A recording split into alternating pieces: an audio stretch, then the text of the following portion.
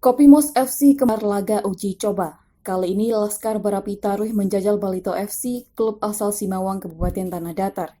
Bermain di lapangan merah SMA N2 Rambatan Simawang, Koto Gadang, Kecamatan Rambatan, Minggu 26 Desember 2021, Hawari dan rekan-rekan memperoleh perlawanan yang sengit dari anak-anak Balito FC. Adapun punggawa anyar yang membela Kopimos pada kesempatan kali ini antara lain Muhammad Reza Fauzan, ex-Garuda Select dan Persibo Bojonegoro, Yogi Andriko, kiper PSP Padang, serta Del Fieri dan Robio dari Teacher United Indonesia. Memainkan skema bola-bola pendek, perlahan tapi pasti Kopimos mampu mengontrol permainan. Memasuki menit 20 diawali pergerakan M. Fajri, Rauf Sri Noviari dengan gampang menceploskan bola ke gawang Balito FC. Skor 1-0 keunggulan Kopimos.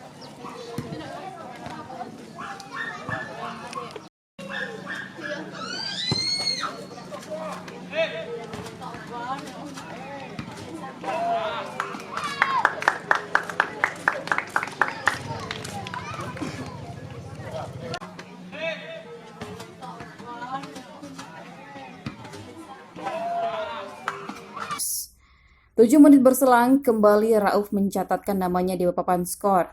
Skor 2-0 untuk keunggulan anak-anak Laskar Barapi Taruih.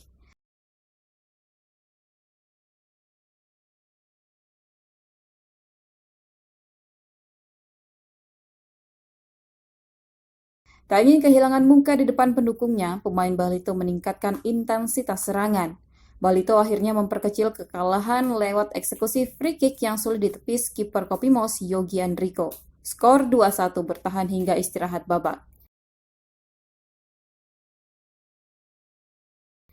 Memasuki babak kedua, Balito FC melakukan pergantian beberapa pemain. Usaha ini terbukti cukup efektif. Di 15 menit awal babak kedua, Balito FC mampu menekan habis-habisan Kopimos.